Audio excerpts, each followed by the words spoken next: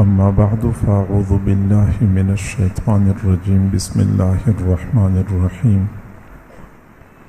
فإنها لا تعمى الأبصار ولكن تعمى القلوب التي في الصدور صدق الله العظيم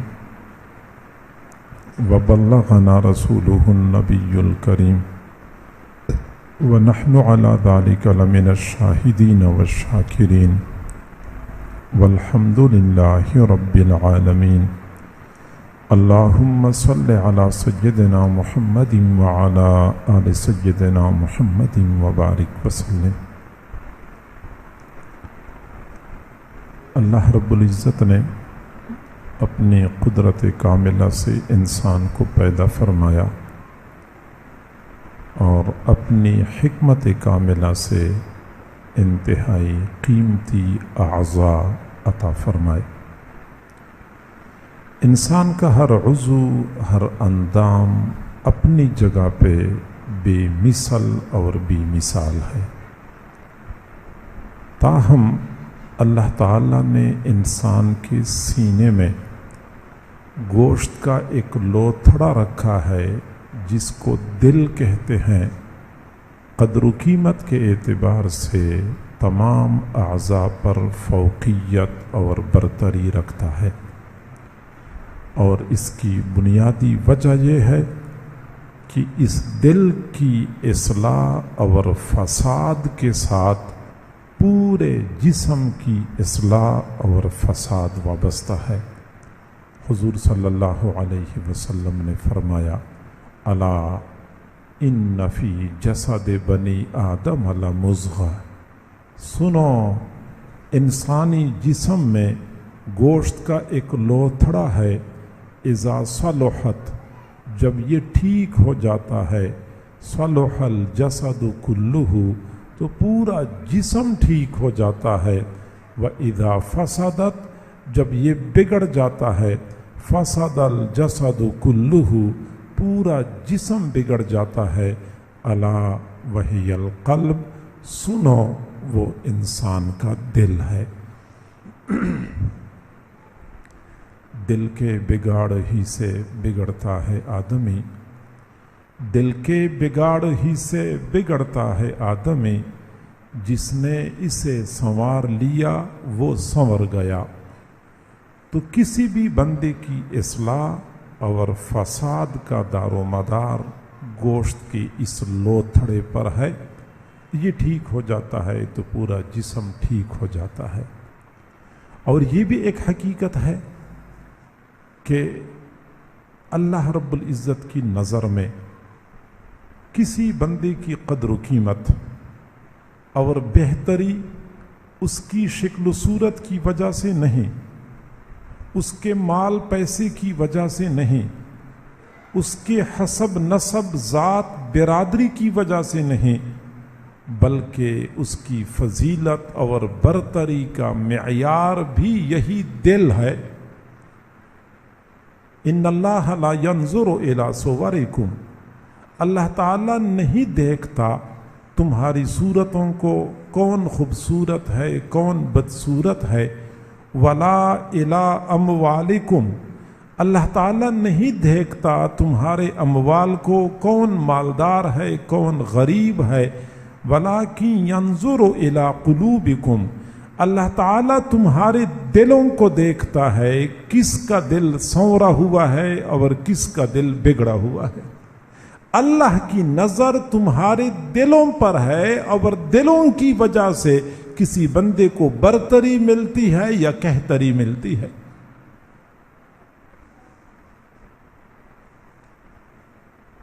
حضور صلی اللہ علیہ وسلم کے مبارک شہر مدینہ میں رہنے والا، مکہ میں رہنے والا، حضور صلی اللہ علیہ وسلم کے مبارک خاندان قریش سے تعلق رکھنے والا،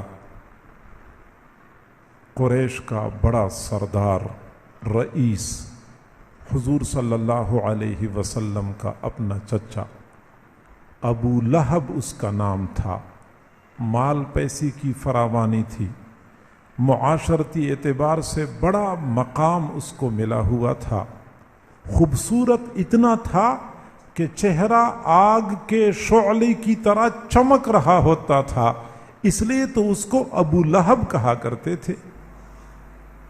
لیکن جب دل بگڑا ہوا تھا تو اللہ رب العزت نے فرمایا تبت یدا ابی لہب وتب۔ دوسری جانب مکہ مکرمہ حبشہ سے لایا گیا ایک غلام، رنگ بھی کالا تھا، شکل بھی انوکھی تھی، حسب و نسب کے اعتبار سے حبشی غلام تھا، اس کے پاس مال پیسہ کیا ہوتا وہ تو اپنی ذات کا بھی مالک نہیں تھا، لیکن دل بنا ہوا تھا۔ اللہ کے ہاں مقام اور مرتبہ ایسا تھا کہ جب وہ زمین پہ چلا کرتے تھے تو ان کے پاؤں کی آہٹ اللہ کے ہاں عرش پہ سنائی دیا کرتی تھی۔ دل کی وجہ سے بندے کو مقام اور مرتبہ ملتا ہے۔ اور میرے بھائیوں، یہ بھی ایک حقیقت ہے کہ قیامت کے دن کسی بھی بندے کی نجات اس دل کے وجہ سے ہوگی۔ دل درست ہوگا تو نجات ہوگی، دل گندا ہوگا تو بندے کو پکڑا جائے گا۔ قرآن مجید میں اللہ تعالیٰ نے ارشاد فرمایا یوم لا ينفع مال ولا بنون، قیامت کے دن نہ تو انسان کو مال نفع دے سکے گا، ولا بنون، نہ اولاد نفع دے سکے گی، الا من اتی اللہ بقلب سلیم، ہاں جو بندہ اللہ کے پاس صاف ستھرا سنورا ہوا دل لے کے آیا، یہ دل بندے کو نفع دے سکے گا، دل بندے کی نجات کا ذریعہ بنے گا۔ تو قیامت کے دن بھی بندوں کی نجات کا فیصلہ اسی دل کی وجہ سے ہوگا۔ ہمیں چاہیے کہ اپنے دلوں کو بنانے کی کوشش کریں، اپنے دلوں کو بگاڑ سے بچائیں۔ یاد رکھیں اللہ تعالیٰ نے ہمیں جو کچھ عطا فرمایا ہے یہ ہمارا ذاتی نہیں ہے، یہ اللہ کی طرف سے امانت ہے۔ یہ میری آنکھیں ہیں، یہ میری ذاتی نہیں ہے، یہ امانت ہے۔ یہ میرے ہاتھ امانت ہے، یہ میرے کان امانت ہیں، میرا پورا جسم میرا ذاتی نہیں ہے، یہ امانت ہے۔ کوئی بندہ خدا نخواستہ اپنے ہاتھ سے اپنے ہاتھ کو ضائع کرنا چاہتا ہے، اپنی آنکھ کو ضائع کرنا چاہتا ہے، شریعت اجازت نہیں دیتی۔ کوئی آدمی خودکشی کرنا چاہتا ہے، شریعت اجازت نہیں دیتی، کیونکہ یہ آپ کی جان اپنی نہیں ہے، یہ اللہ کی طرف سے امانت ہے۔ اب امانت کا دستور یہ ہوتا ہے کہ جیسے بندے کو امانت دی جاتی ہے اسی طرح واپس لوٹانی ہوتی ہے۔ اگر بندہ اس کو بگاڑے، اس کو خراب کر دے، اس کو ہم امانت میں خیانت کہتے ہیں۔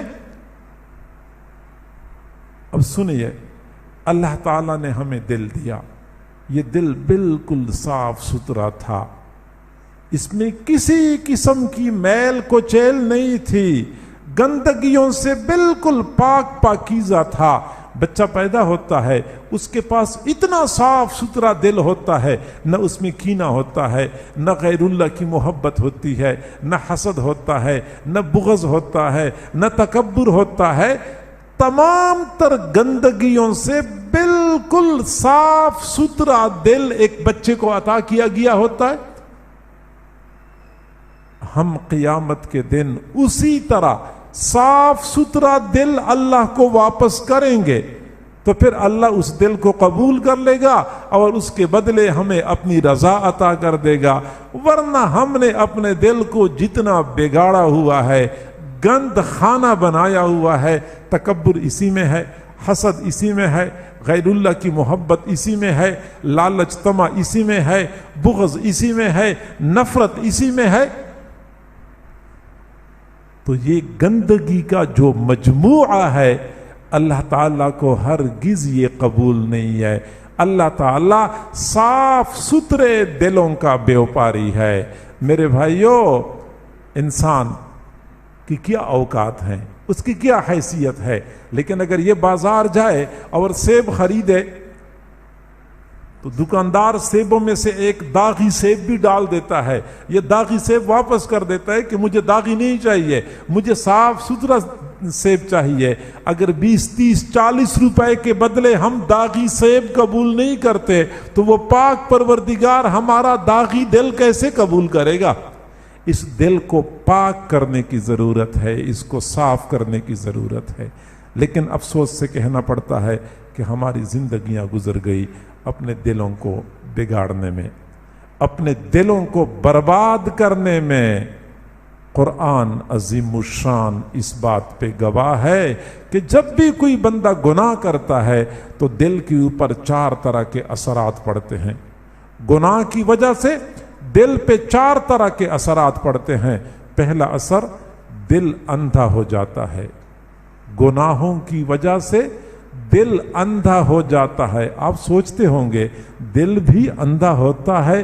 جی ہاں، دل بھی اندھا ہوتا ہے۔ جس طرح یہ آنکھیں اندھی ہو سکتی ہیں ایسی ہی دل میں بھی آنکھیں ہوتی ہیں، وہ بھی اندھی ہو سکتی ہیں۔ قرآن مجید میں اللہ تعالیٰ نے ارشاد فرمایا فَإِنَّهَا لَا تَعْمَى الْأَبْصَارُ وَلَكِنْ تَعْمَى الْقُلُوبُ الَّتِي فِي الصُّدُورِ۔ یہ آنکھیں اندھی نہیں ہوتی، دل اندھے ہو جاتے ہیں جو سینوں میں ہوتے ہیں۔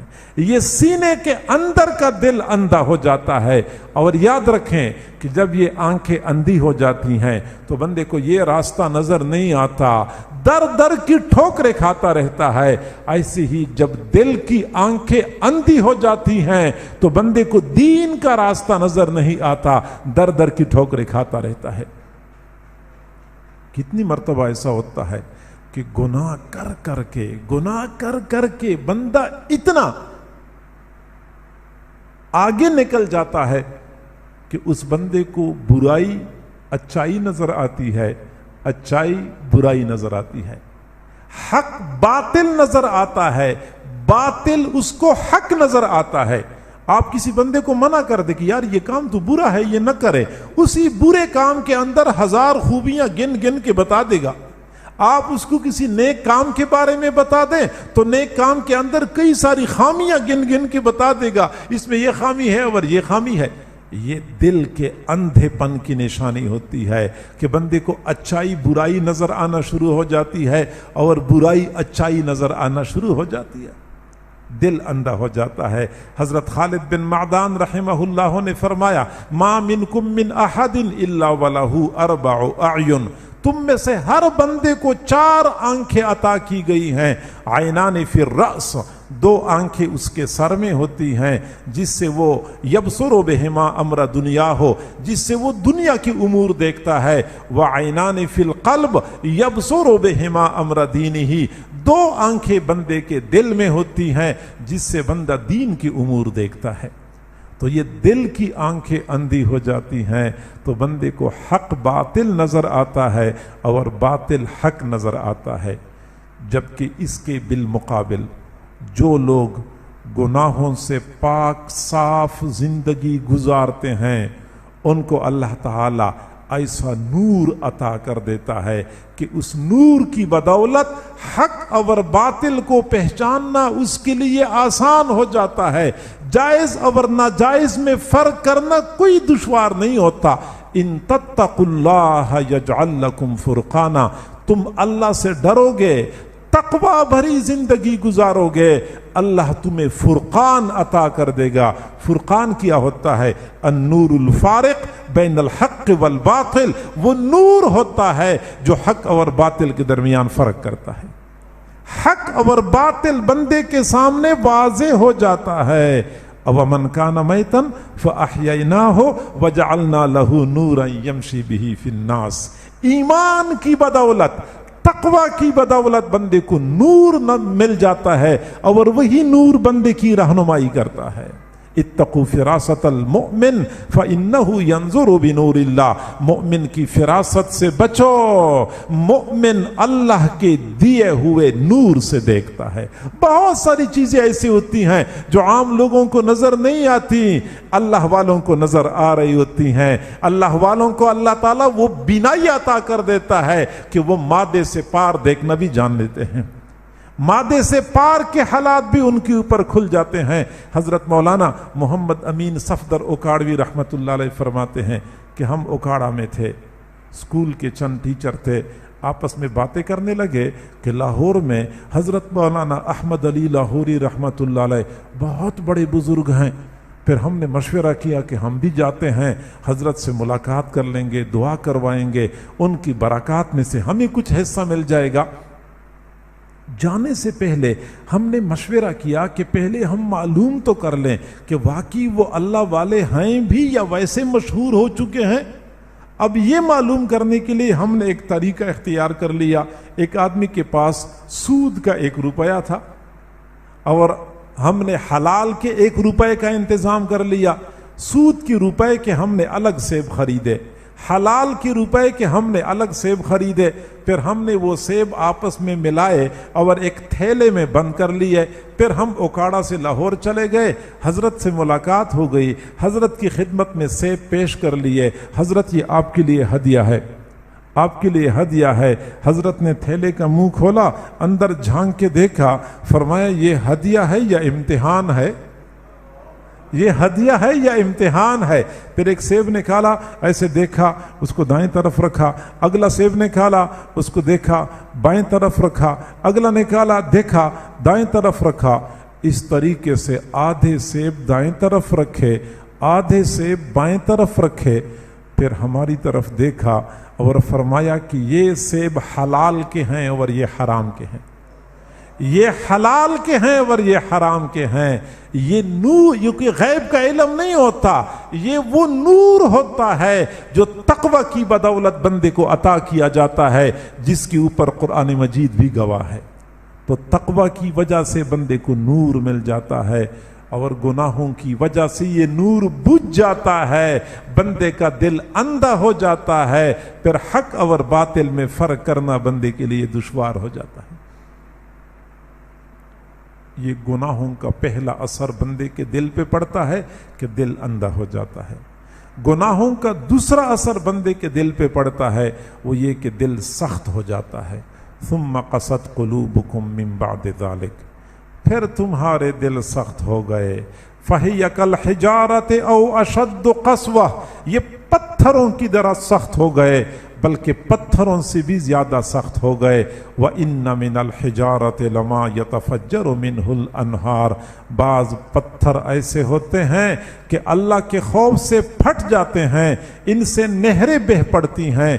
व इन्ना मिनहा लमा यशक्ककु फयखरुजु मिनहुल मा, बाज पत्थर अल्लाह के खौफ से फट जाते हैं, उनसे थोड़ा पानी बह पड़ता है। व इन्ना मिनहा लमा यहबितु मिन खशियतिल्लाह, और बहुत सारे पत्थर ऐसे होते हैं जो अल्लाह के खौफ से पहाड़ की चोटी से जमीन पे गिर पड़ते हैं। कभी सुना है पहाड़ी तौदा गिर पड़ा, कभी सुना है पहाड़ी चट्टान गिर पड़ी। ये पहाड़ी चट्टानें क्यों गिरती हैं? किसी ने पीछे से धक्का नहीं दिया होता, जमीन पे जलजला नहीं आया होता। ये बड़ी बड़ी चट्टानें ये अल्लाह के खौफ से जमीन पे गिरती हैं। कुरान अज़ीमुश्शान इस बात पर गवाह है। ये पत्थर अल्लाह के खौफ से जमीन पे गिरते हैं, और जब बंदे का दिल सख्त हो जाता है तो पत्थरों से ज्यादा सख्त हो जाता है। नतीजा क्या निकलता है? नतीजा ये निकलता है कि बंदा जाहिर में इंसान होता है, हकीकत में दरिंदा होता है, बल्कि दरिंदों से भी बदतर होता है। सच्ची बात यह है, मैं कई मर्तबा दोस्तों से कहा करता हूँ कि जंगल के दरिंदे ये बेचारे तो वैसे बदनाम हैं, और इनको हजरत इंसान ने बदनाम कर रखा है। वरना हकीकत यह है कि जब इंसान दरिंदगी पे आता है तो भेड़िए को पीछे छोड़ जाता है। शेर वो दरिंदगी कहाँ दिखा सकता है जो हजरत इंसान दिखाता है? आप इंसानी तारीख का मुताला करें, जब से दुनिया वजूद में आ चुकी है उस दिन से लेके आज तक जंगल के दरिंदों ने इंसानों को इतना नुकसान नहीं पहुंचाया जितना नुकसान इंसान को इंसान ने पहुंचाया है। आज जो अल्लाह ताला की वसी सरजमीन اللہ کی مخلوق پر تنگ کر دی گئی ہے. انسان ہی تو ہے جو دوسروں کو جینے نہیں دیتا. تو ظاہر میں انسان حقیقت میں درندہ بن جاتا ہے، دل سخت ہو جاتا ہے. یہ دوسرا اثر ہوتا ہے. اور گناہوں کا تیسرا اثر یہ کہ دل زنگ آلود ہو جاتا ہے.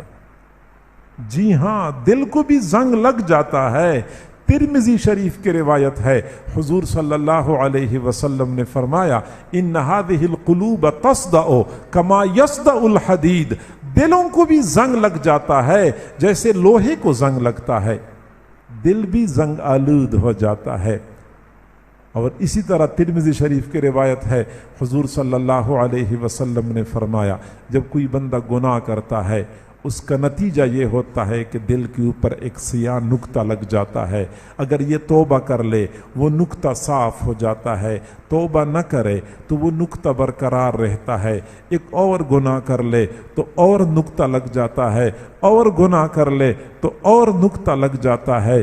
یہ نقطے لگتے لگتے دل مکمل سیاہ ہو جاتا ہے. اور ایسے سیاہ دل کے بارے میں اللہ تعالی نے فرمایا کلا بران علی قلوبہم ما کانوا یکسبون. ان کے دلوں پر ان کے اعمال نے زنگ لگایا ہوا ہے. قرآن یہ کہتا ہے کہ دل پر برے اعمال کی وجہ سے زنگ لگ جاتا ہے. اور جب زنگ لگ جاتا ہے تو بندہ نیک اعمال کی لذت سے ناآشنا ہو جاتا ہے. یاد رکھیں، جس طرح کہ مادی دنیا میں کچھ لذات ہیں ایسے ہی روحانی دنیا میں بھی کچھ لذات ہیں. مادی دنیا میں نرم اور مرغن غذائیں کھانے کا اپنا مزہ ہے، جبکہ اللہ رب العزت کی خاطر بھوکا پیاسا رہنے کا اپنا مزہ ہے. نرم نرم بستروں پہ شباشی کرنے کا اپنا مزہ ہے، جبکہ آدھی رات کے وقت اللہ کے سامنے رکوع سجدہ کرنے کا اپنا مزہ ہے. محفلوں کے درمیان کھلکھلا کے ہنسنے کا اپنا مزہ ہے، جبکہ رات کی تنہائی میں اللہ کے سامنے آنسو بہانے کا اپنا مزہ ہے. سکرین کے سامنے بیٹھ کے تھرکتے جسموں کے تماشے دیکھنے کا اپنا مزہ ہے، جبکہ قرآن عظیم الشان کو کھول کر تلاوت کرنے کا اپنا مزہ ہے. پوری رات دوسروں کی بیٹیوں کے ساتھ سیل فون پہ گفتگو کرنے کا اپنا مزہ ہے، جبکہ رات کے آخری پہر اپنے محبوب پروردگار کے ساتھ مناجات کے ذریعے تار جوڑنے کا اپنا مزہ ہے. یار دوستوں کے ساتھ سیر سپاٹوں پہ جانے کا اپنا مزہ ہے، جبکہ اللہ کی دین کی خاطر در در کی ٹھوکریں کھانے کا اپنا مزہ ہے. مادی دنیا کی اپنی لذات ہیں، روحانی دنیا کی اپنی لذات ہیں. جب بندہ زیادہ گناہ کرتا ہے دل زنگ آلود ہو جاتا ہے. نتیجہ یہ نکلتا ہے کہ بندہ نیک اعمال کی لذت سے ناآشنا ہو جاتا ہے. اور چوتھا اثر گناہوں کا ہمارے دل پر کہ دل کو مہر لگ جاتی ہے، دل پہ مہر لگ جاتی ہے. ختم اللہ علی قلوبہم، اللہ نے ان کے دلوں پر مہر لگا دی ہے. ام علی قلوب اقفالھا، ان کے دلوں کو تالے لگ چکے ہیں. وقالوا قلوبنا غلف، یہ کہتے ہیں ہمارے دلوں کے اوپر غلاف چڑھ چکے ہیں. یہ سب کچھ ایک ہی کیفیت کا نام ہے. دل کو تالا لگ جاتا ہے، دل پہ مہر لگ جاتی ہے، دل پہ غلاف چڑھ جاتا ہے، دل کے اوپر پردہ آ جاتا ہے. یہ قرآن کہتا ہے گناہوں کی وجہ سے دل پر ایسے اثرات طاری ہو جاتے ہیں، پھر نتیجہ یہ نکلتا ہے کہ اس دل میں حق بات نہیں اترتی.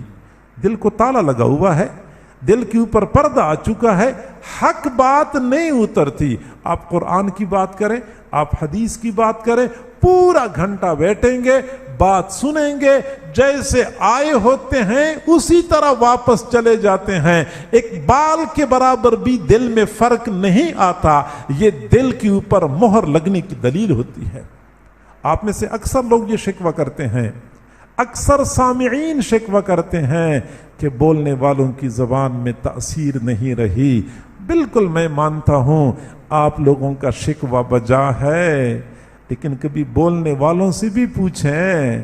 بولنے والے بیچارے شکوہ کرتے ہیں کہ سننے والوں کے دلوں کی دھرتی بنجر ہو چکی ہے, قبول کرنے کی صلاحیت ہی نہیں ہے. قبول کرنے کی صلاحیت نہیں ہے. میرے بھائیوں, میں مانتا ہوں میں گناہگار ہوں, میری زبان گندی ہے, میں اپنی بات کروں آپ پہ اثر نہ کرے, میں مانتا ہوں. لیکن جب میں قرآن پڑھتا ہوں تو قرآن تو وہی ہے جس نے آج سے 14 صدیاں پہلے انقلاب برپا کر دیا تھا. وہ قرآن ہم پہ اثر کیوں نہیں کرتا؟ حدیث تو وہی ہے جس نے آج سے 1400 سال پہلے عرب کے دیہاتیوں کو بدل کے رکھ دیا تھا. حدیث کا ہم پہ اثر کیوں نہیں ہوتا؟ ماننا پڑے گا کہ یہاں کام خراب ہے, نقصان یہاں پہ ہے, دل کی دھرتی بنجر ہو چکی ہے. حضرت مولانا عطا اللہ شاہ بخاری رحمت اللہ علیہ فرمایا کرتے تھے, او لوگو, میں نے تمہیں اتنا قرآن سنایا, اتنا سنایا, میں کسی پہاڑ کو سنا دیتا وہ بھی ریزہ ریزہ ہو جاتا. میں کسی چٹان کو سنا دیتا, چٹان بھی نرم پڑ جاتا. تم پہ کوئی اثر نہیں ہوتا, معلوم نہیں تم کس مٹی کے بنے ہوئے ہو. سچی بات یہ ہے, دل پہ مہر لگ جاتی ہے, حق بات اترتی نہیں ہے, دل بند, ہزار کوشش کرنے کے باوجود کوئی فرق نہیں پڑتا. تو میرے بھائیو, یہ 4 طرح کے اثرات ہمارے دلوں پہ پڑتے ہیں. ہمارے گناہوں کی وجہ سے دل اندھا ہو جاتا ہے. نتیجہ یہ نکلتا ہے کہ بندے کو حق باطل اور باطل حق نظر آتا ہے. ہمیں معاشرے میں بے شمار ایسے لوگ نظر آتے ہیں. دوسرا اثر کہ دل سخت ہو جاتا ہے. نتیجہ یہ نکلتا ہے کہ بندہ ظاہر میں انسان نظر آتا ہے جبکہ حقیقت میں درندہ بن چکا ہوتا ہے, بلکہ درندے سے بھی بدتر بن چکا ہوتا ہے. تیسرا اثر یہ کہ دل زنگ آلود ہو جاتا ہے. نتیجہ یہ نکلتا ہے کہ بندہ نیک اعمال کی لذت سے نا آشنا ہو جاتا ہے. تلاوت بھی کرتے ہیں, نماز بھی پڑھتے ہیں, حج بھی کر لیتے ہیں, عمرہ بھی کر لیتے ہیں, لیکن ہمیں نہ کوئی لطف نہ کوئی لذت کا احساس و ادراک ہوتا ہے, نہ ہمارے اندر کوئی تبدیلی آتی ہے. اور چوتھا اثر یہ کہ دل پہ مہر لگ جاتی ہے, اور جب مہر لگ جاتی ہے تو دل حق بات قبول کرنے کی صلاحیت سے محروم ہو جاتا ہے. یہ 4 اثرات ہیں گناہوں کے. میرے بھائیوں, ہم بھی اپنے دلوں میں جھانک کے دیکھیں, ہمارے اندر وہ اثرات پائے تو نہیں جا رہے. اگر پائے جا رہے ہیں تو پھر ہمیں فکر مند ہونے کی ضرورت ہے. ہم بھی اپنے دلوں کے لیے فکر مند ہو جائیں. یہ دل کیسے بنتے ہیں؟ حضرت امام شاہ ولی اللہ رحمت اللہ علیہ نے فرمایا کہ جب زمین ناپاک ہو جاتی ہے اس کے پاک کرنے کے 2 طریقے ہیں. زمین ناپاک ہو جائے اس کے پاک کرنے کے 2 طریقے ہیں. ایک تو یہ کہ زمین کے اوپر بارش برسے, اور اس کثرت سے بارش برسے کہ بارش کا پانی نجاست کو بہا کے لے جائے, زمین پاک ہو جائے گی. دوسرا طریقہ یہ ہے کہ زمین کے اوپر سورج کی شعاعیں پڑیں, اور اس شدت کی شعاعیں پڑیں کہ یہ شعاعیں نجاست کو جلا کے ختم کر دیں, زمین پاک ہو جائے گی. جس طرح زمین کو پاک کرنے کے 2 طریقے ہیں, اسی طرح جب دل کی دھرتی ناپاک ہو جاتی ہے اس کو بھی پاک کرنے کے 2 طریقے ہیں. ایک طریقہ یہ کہ بندہ ذکر کرے اور کثرت سے ذکر کرے. ذکر کے انوارات کی بارش جب برستی ہے, یہ بارش دل کے اوپر سے میل کچیل کو جلا دیتی ہے, دل صاف ستھرا چمکدار ہو جاتا ہے. یہ پہلا طریقہ ہے. اور دوسرا طریقہ, جیسے سورج کی شعاعیں زمین پہ پڑتی ہیں زمین پاک ہو جاتی ہے, ایسے ہی جب اللہ والوں کی شعاعیں, کسی اللہ والوں کی نگاہوں کی شعاعیں کسی بندے کے دل کے اوپر پڑتی ہیں تو دل صاف ستھرا اور چمکدار ہو جاتا ہے. یہ اللہ والوں کی نگاہوں کی تأثیر ہوتی ہے جن کی بدولت لوگوں کے دلوں میں انقلاب برپا ہو جاتا ہے. اگر ہم یہ چاہتے ہیں کہ ہمارے دل بدل جائیں، ہمارے دل صاف ستھرے ہو جائیں، تو کسی اللہ والے کا دامن تھام لیں، اللہ والوں کے ساتھ تعلق جوڑیں۔ اللہ والوں کی نگاہوں کی تأثیر کی بدولت دلوں کی دنیا میں انقلاب برپا ہو جاتا ہے۔ حضور صلی اللہ علیہ وسلم نے فرمایا، العین حق، آنکھ کی تأثیر حق ہے، آنکھ اپنا اثر کرتی ہے۔ ہم مانتے ہیں کہ نظر بد لگ جاتی ہے، میرے بھائیو، جس طرح نظر بد لگ جاتی ہے اسی طرح نظر نیک بھی لگ جاتی ہے۔ اسی حدیث کی تشریح میں ملا علی قاری رحمت اللہ علیہ نے فرمایا، نظر بد لگ جاتی ہے، پھر آگے وہ فرماتے ہیں وَزِدُّ هَذَا النَّظَرِ نَظَرُ الْعَارِفِينَ، اور اس کے بالمقابل عارفین کی نظر ہوتی ہے، فَإِنَّهُ مِنْ حَيْثُ التَّأْثِيرِ الْأَكْسِيرِ يَجْعَلُ الْفَاسِقَ صَالِحًا، اللہ والوں کی نظر اپنی زبردست تأثیر کی بدولت فاسق کو نیک بنا دیتی ہے، والجاہل عالمہ، جاہل کو عالم بنا دیتی ہے، والکافر مؤمنہ، کافر کو مؤمن بنا دیتی ہے، والکلب انسانا، اور کتے کو انسان بنا دیتی ہے۔ وہ بندہ جو کتوں جیسی خصلتوں کا مالک تھا، کسی اللہ والے کی نظر پڑ گئی تو اس کے اندر انسان کی بہترین خصلتیں منتقل ہو جاتی ہیں۔ ڈاکو محدث بن جاتے ہیں، رہزن رہبر بن جاتے ہیں جب اللہ والوں کی نظر پڑتی ہے۔ صحیح بخاری شریف میں ایک محدث کا تذکرہ کثرت سے ملتا ہے، امام شعبہ رحمت اللہ علیہ۔ امام شعبہ رحمت اللہ علیہ ایک جگہ پہ حدیث کا درس دیا کرتے تھے، علامہ ذہبی رحمت اللہ علیہ نے لکھا ہے، امام شعبہ رحمت اللہ علیہ ایک جگہ پہ حدیث کا درس دیا کرتے تھے۔ قریب کی بستی میں ایک ڈاکو تھا، بدنام زمانہ، لوگوں کے لیے وبال جان بنا ہوا تھا۔ ایک دن امام شعبہ رحمت اللہ علیہ درس حدیث سے فارغ ہو کر گھوڑے پہ سوار ہو کر اپنے گھر کی طرف تشریف لے جا رہے تھے۔ راستے میں وہ ڈاکو آیا، ڈاکو کو شرارت سوجھی اور آگے بڑھا، حضرت کے گھوڑے کی لگام کو پکڑا اور کہنے لگا، تو لوگوں کو حدیثیں سناتا ہے، آج مجھے بھی کوئی حدیث سنانی ہوگی۔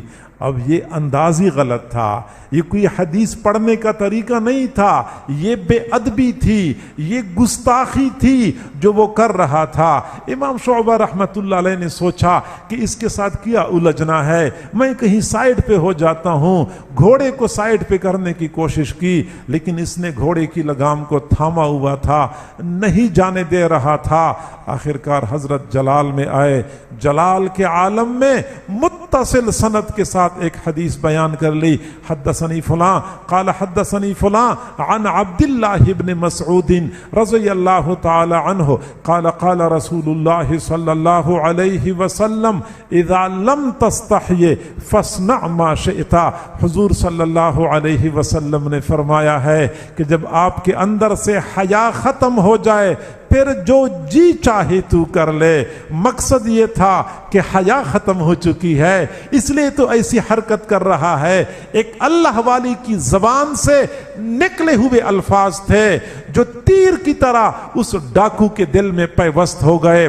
ڈاکو کے دل پہ چوٹ لگی، میں اتنا برا آدمی ہوں، عام لوگوں کو تو پریشان کرتا رہا، اب میں نے اللہ والوں کو پریشان کرنا شروع کر دیا۔ اسی وقت حضرت سے معافی مانگ لی، نہ صرف یہ کہ معافی مانگ لی بلکہ وہی ڈاکو امام شعبہ رحمت اللہ علیہ کا شاگرد بنا۔ نہ صرف یہ کہ وہ امام شعبہ کا شاگرد بنا بلکہ بعد میں وہی ڈاکو امام بخاری کا استاد بن گیا۔ آج محدثین کی دنیا میں اس ڈاکو کو عبداللہ بن مسلمہ کے نام سے یاد کیا جاتا ہے۔ کھولے بخاری شریف، جا بجا آپ کو ملے گا۔ امام بخاری فرماتے ہیں حدثنا عبداللہ بن مسلمہ، ہمیں میرے استاد عبداللہ بن مسلمہ نے یہ حدیث بیان کی ہے، مجھے میرے استاد عبداللہ بن مسلمہ نے یہ حدیث بیان کی ہے۔ جا بجا وہ اپنے استاد کی وہ حدیثیں نقل کرتے ہیں۔ تو ڈاکو محدث بن جاتے ہیں جب اللہ والوں کی نظر پڑ جاتی ہے۔ ہم اگر چاہتے ہیں کہ ہمارے دلوں میں تبدیلی آئے، ہم بھی نیک بن جائیں، گناہوں سے ہمیں چھٹکارا حاصل ہو جائے، آسان طریقہ یہ ہے کسی اللہ والے کا دامن تھام لیں، ان کے دامن تھامنے کی وجہ سے دل بدل جائے گا۔ جب دل بدل جائے گا تو آنکھوں کا دیکھنا بھی ٹھیک ہو جائے گا، زبان کا بولنا بھی ٹھیک ہو جائے گا، کانوں کا سننا بھی ٹھیک ہو جائے گا، دماغ کے خیالات بھی ٹھیک ہو جائیں گے۔ تکبر، حسد، کینہ، بغض، غیر اللہ کی محبت، یہ روحانی بیماریوں سے ہمیں چھٹکارا نصیب ہو جائے گا۔ اللہ تعالی ہم سب کو سمجھنے اور عمل کرنے کی توفیق عطا فرمائے۔ وآخر دعوانا ان الحمد للہ رب العالمین۔